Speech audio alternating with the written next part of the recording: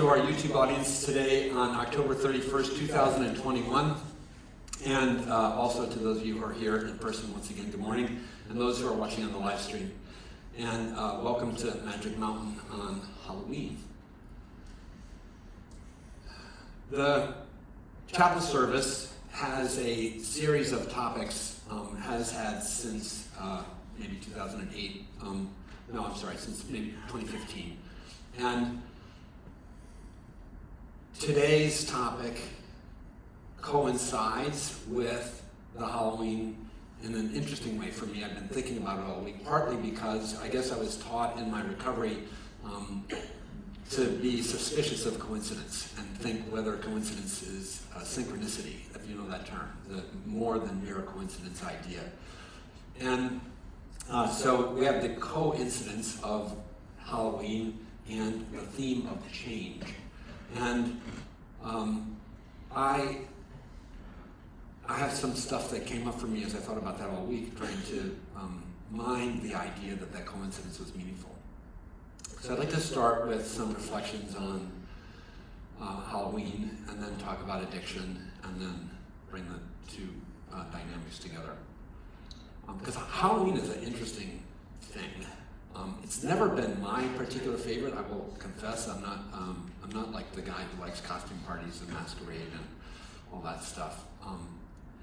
And as a person who was formed early in a Roman Catholic childhood, and then also went to seminary and was trained in circles where I came across people who were very specific in their understandings of Christianity at different times. There are people in the Christian heritage who struggle with the celebration of Halloween and prefer to point to November 1st in the Christian calendar. And I don't know how many of you know the correlation of the two. It's a little bit esoteric, but Halloween is a contraction of an Old English expression, All Hallows Eve. So it's the eve of something, All Hallows Day. Hallowed, like we talk about hallowed be thy name, is a holy reference. And the day tomorrow in the Christian calendar is All Saints Day, which would be All Hallowed Entities Day. And tonight is the eve of that celebration. So there is a way to think about the All Hallows Eve tradition that is very Christian, would emphasize the All Saints. But there's also a whole set of things that attach to the All Hallows Eve. I had been trolling Facebook, and I saw some friends of mine who were visiting Stonehenge this week. And I thought it was interesting, again, a synchronicity that I would see images of Stonehenge. And the Celtic spiritual traditions of the North Atlantic are among various traditions around the world that would observe today and tonight as what would be called in the generic sense a cross-quarter day. And I don't know if any of you even know that term. It's a bit, again, of an esoteric term, but it's easy to understand what a cross-quarter day is. And I think it's interesting from an academic, theological, and spiritual sense. So cross-quarter days, there are 4 of them, and they're like the northeast, southeast, northwest, and southwest points of the compass on the orbit of the Earth around the sun.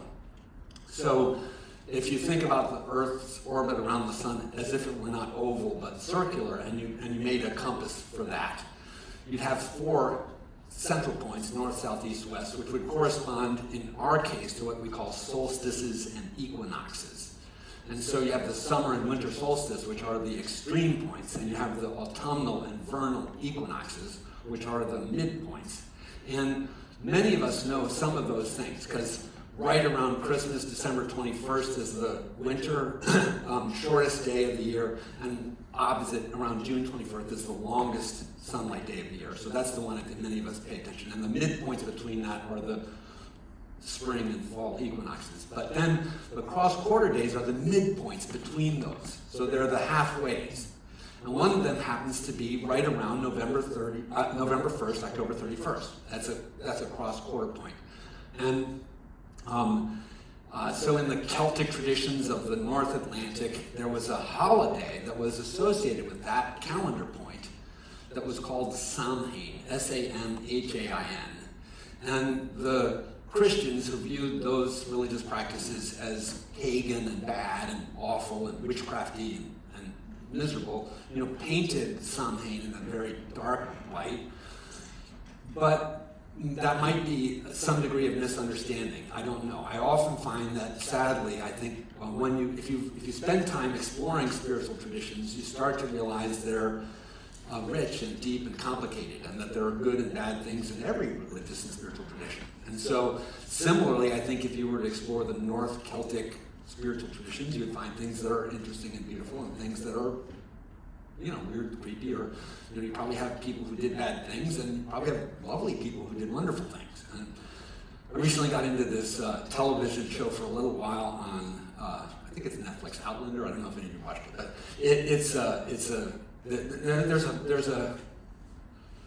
there's always been an undercurrent of interest in those Celtic traditions and Celtic spirituality.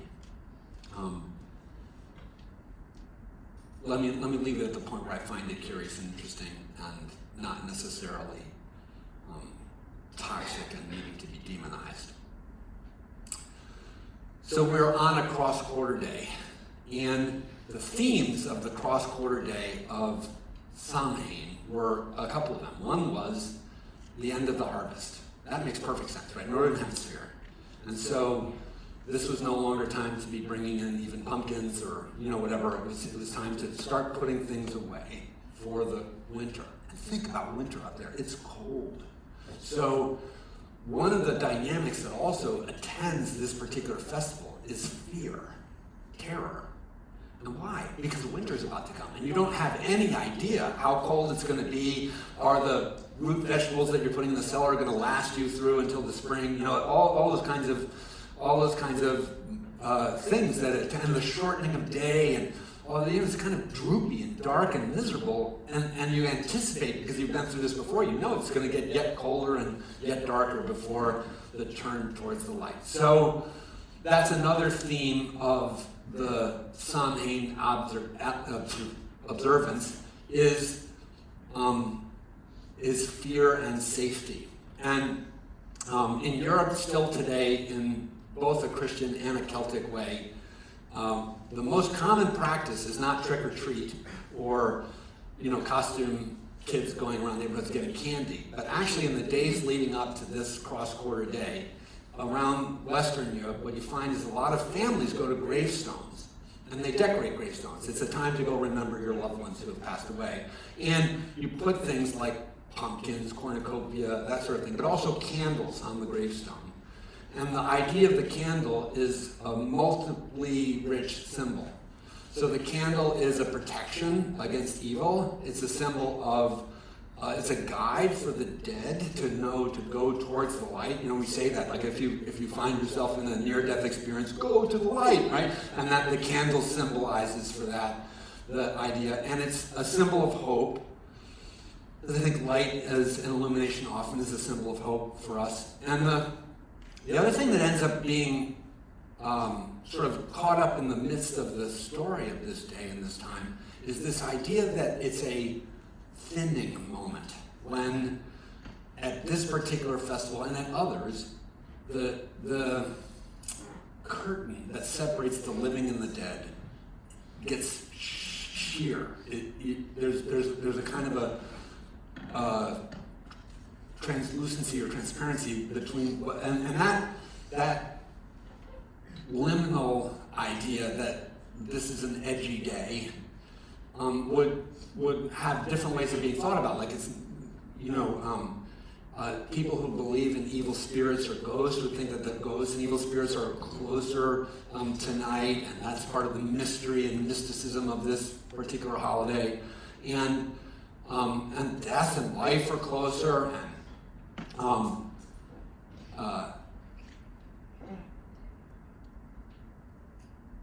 while we think of those things in dark ways, I think they're also part of what ends up happening when you come to a place like, I'm going to try and make the switch now to stop talking about the holiday and talk about you and about addiction, is that to make my point, what I would say is every Sunday at Caron is a cross-quarter day.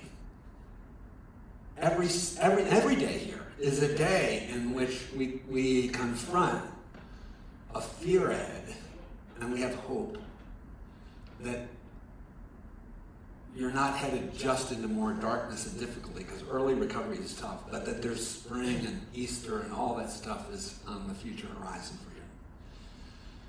And while you're here in treatment, weird stuff happens, right?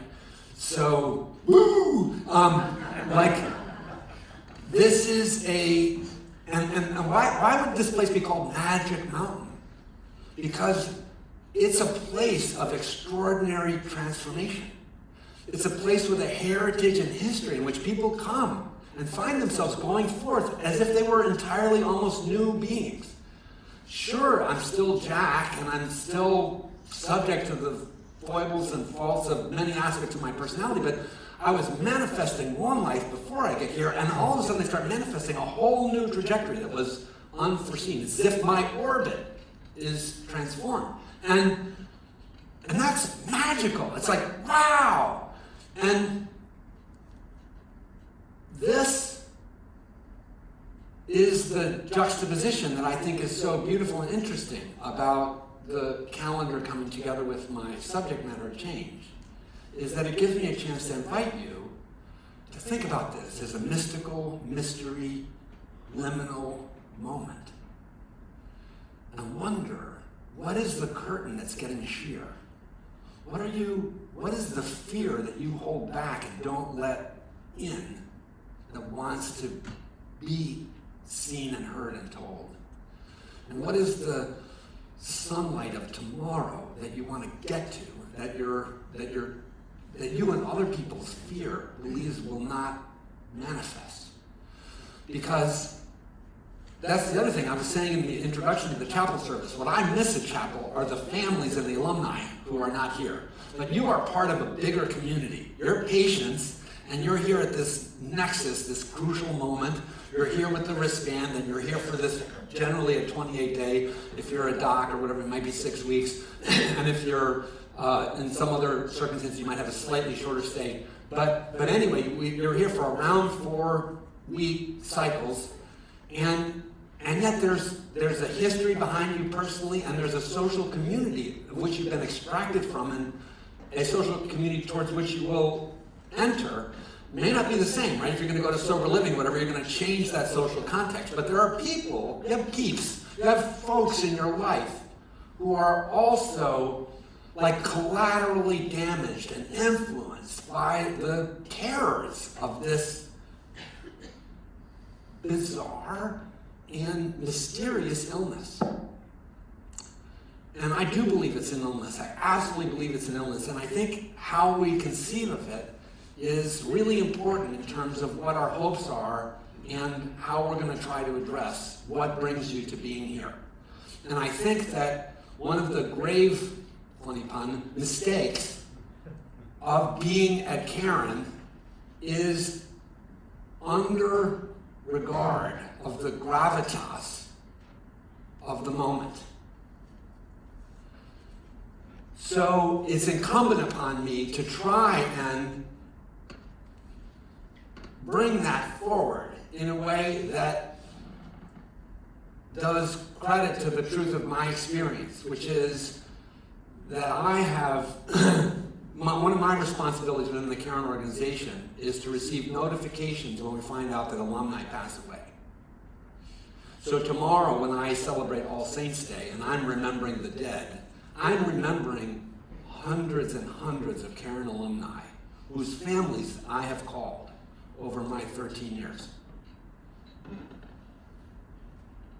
I get a notification and I take a look at the history, and if it's a relatively recent death of somebody who was in our care, in almost every case, I will try to reach out to a family member and express our sadness and condolence. And I have a conversation with them if they pick up the phone or if they call me back after I leave the message.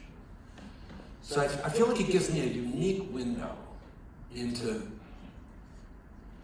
and an opportunity to speak about this subject in a way that is different than your primary therapist or the docs or whatever, because I really do know, unfortunately, that in a room with this many people in it, sadly, I'm probably going to end up calling at least one of your families.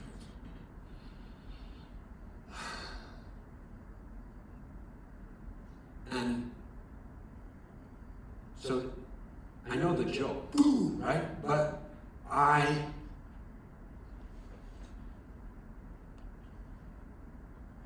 would plead with you to be scared for your own future. And to have empathy instead of disdain or disregard for the people who intervened to get you here. And to understand that the illness that you manifested has ripple effects that are really hard in the lives of the people around you. And that you may be pissed at them for the leverage that they exerted to force you into this seat. But I assure you, without even knowing the individual details of the story, that in almost every case when I've seen that happen, it comes from love and fear, not from ill will. Just like my behavior as an addict came from addiction, not from meanness. I was not trying to be a jerk. I was not trying. I didn't even think of myself as a particularly selfish person. But I learned in my recovery to look back at how I was experienced by other people and realize, oh, my behavior came across as selfish, self-centered, and really well-nigh evil. Because I became trapped in my attachment to what Carl Jung beautifully points out is called in most languages spirits. Alcohol. Isn't it funny that we call it spirits? And so this is my idea, is that at the cross border, as like at the equinox or the solstice, we have a turning moment, and the axis on which we can fall is either towards spirits, back into addiction, or towards spirit, towards good, towards love, towards light. And like the candle that's put on the grave of a loved one that you hope will not end up going, that's another coincidence. I happened to see just a tiny little bit of an old movie, Ghost, do you know the movie? Patrick Swayze and whatever her name is. Thank you, Demi Moore. That movie portrays this good and evil dynamic in a very, very interesting pictorial way, and I don't know that I subscribe to its cosmology, but its metaphor is so spot on for what I feel like is going on with you. I feel like you stand at the precipice of an incredible moment here. Every one of you. When you get admitted here, that's what this is. This is a crisis in each of your lives. And an opportunity for a completely different horizon than might be anticipated.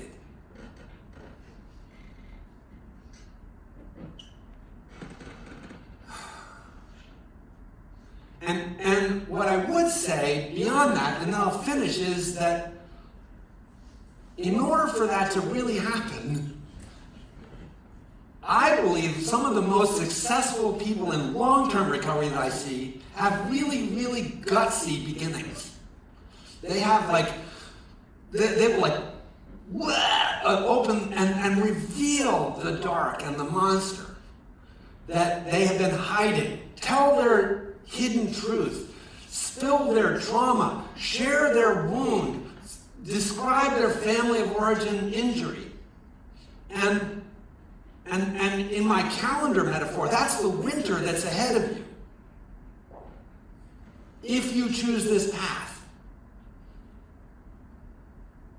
So the decision that I want you to make today is not one which is going to be, yes, I'm going to have great times ahead immediately. It's a decision that says I'm going to have a great future, but I'm going to go down into a hole that's different than the hole that I was in that got me here.